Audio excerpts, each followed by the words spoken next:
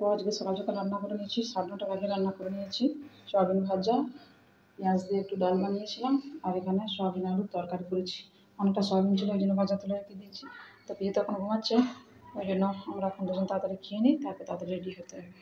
Hello everyone, welcome back to my channel Rita's vlog. আশা করছি তোমরা সবাই খুব ভালো আছো, আর আমরাও ভালোই আছি। তো দুদিন হলো আমরা বাড়িতে চলে এসেছি ফ্ল্যাট ছেড়ে।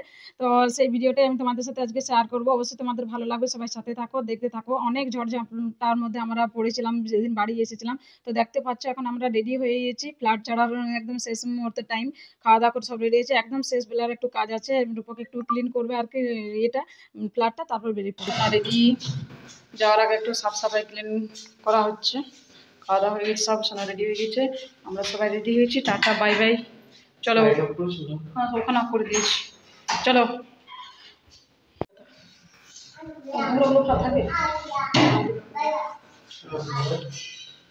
এটা একটা মেশিনটা রেখে দাও না। লিফট লিফট লিফট, চলো চলো আমরা যাই, চলো চলো আমরা আস্তে আস্তে নামি, চলো চলো চলো আড়াও। হ্যাঁ আস্তে আস্তে চলো, আস্তে আস্তে চলো, চলো চলো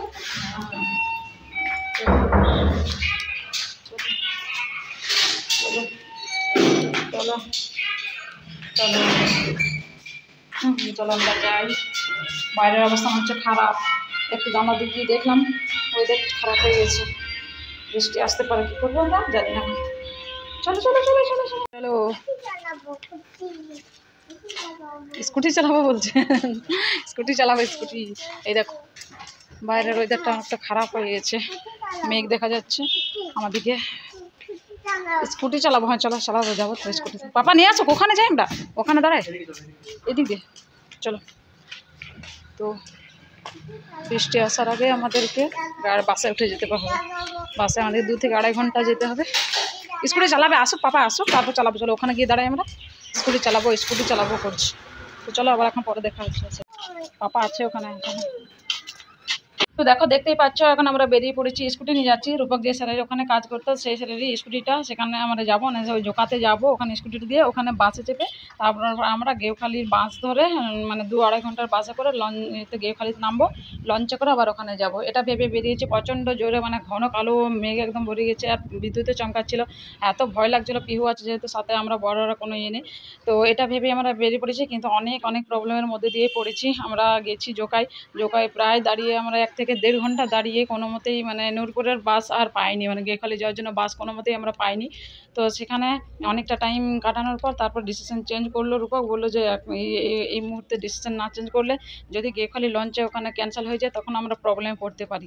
তারপর অত বৃষ্টি হচ্ছে, বিদ্যুতে চমকাচ্ছে, তখন আমরা ডিসিশন চেঞ্জ করে দেখতে পাচ্ছি এখন আমরা এসি বাসে চেপেছি, হাওড়া যাচ্ছি।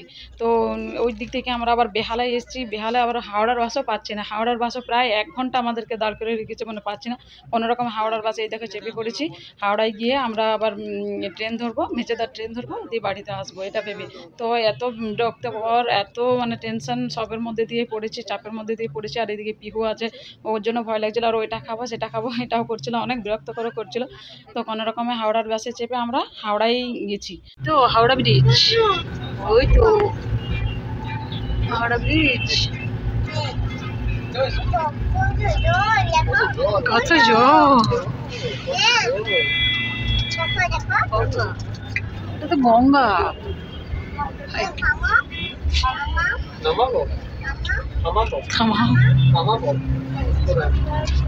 গঙ্গা, গঙ্গা গঙ্গা, ওই তো জল, গঙ্গা নদী।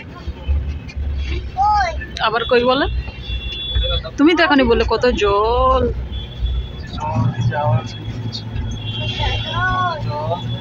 হাওড়া ব্রিজ দেখ না, হাওড়া ব্রিজ তো বেশি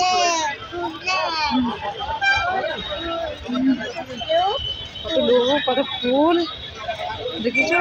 এটা হাওড়া রেল স্টেশন চলে এসেছি আমরা, এখানে ট্রেনে যাবো। এবার আমরা ট্রেনে যাবো, চলে যাচ্ছি হাওড়া।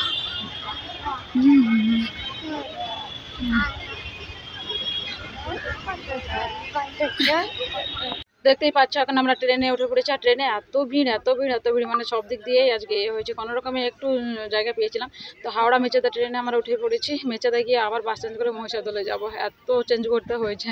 তো সাথে এই ডিসিশনটা আমাদের ঠিক ছিল, বাকি যে দিকটা ওই রুটটা চেঞ্জ করেছিলাম, নাহলে ওখানে গিয়ে আমরা পেয়ে যেতাম।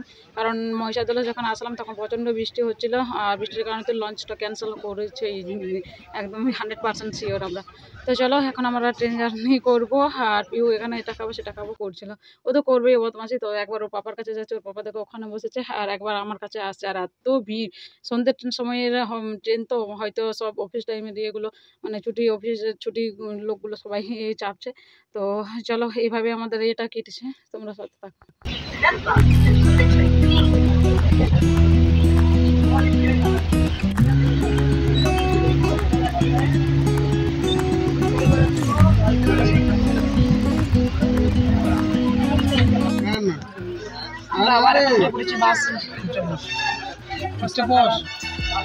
দোকান নেই, দোকান আসুক তাহলে হবে। হ্যাঁ উঠবো, ওখানে বসে থাকো, আর উঠতে হবে না। আর মহিষাদলে গিয়ে নামবো। চাপটা পেরিয়ে অনেক বৃষ্টি টিষ্টি পেরিয়ে ফাইনালি আমরা এখন ঘরে চলে এসেছি। এখন 8টার সময় এসেছি, এখন 8:30, 8:35 বাজে। তো 8টার সময় আমরা বাড়িতে চলে এসেছি, এসে জামা টামা চেঞ্জ করে মুখ হাত ধুয়ে এখানে দেখছি অনেক বৃষ্টি হচ্ছে। বাস থেকে নেমেছি, টোটোয় বেরোচ্ছি, বৃষ্টি শুরু হয়ে গেছে আবার। এখানে অনেক বৃষ্টি হচ্ছে, আর রাত হয়ে গেছে যেহেতু, তো স্কুলে আর কি খাওয়ার করবো আর করবো সেসব কথা ভেবে আমরা নিয়ে এসেছি বিরিয়ানি কিনে। এই দেখো, এটা এখন খাওয়া হবে। খিদে পেয়েছে প্রচণ্ড জোরে। আজকে এতটা ইয়ের মধ্যে পড়তে হবে ভাবতেই পারিনি। আর এই যে আমার টাকলুটা, জামা চেঞ্জ করে দিয়েছি। কি খাবে তুমি? বিরিয়ানি খাবে। তো চলো এখন বিরিয়ানি খাওয়া দাওয়া হবে, আমরা খেয়ে নিই। প্রচণ্ড খিদে পেয়েছে, ঠান্ডা হয়ে গেছে, ওই জন্য একটু গরম করে নিচ্ছে। বিরিয়ানি এনেছে, চিকেন। হ্যাঁ, কই আলু কই? চিকেন আলু কই?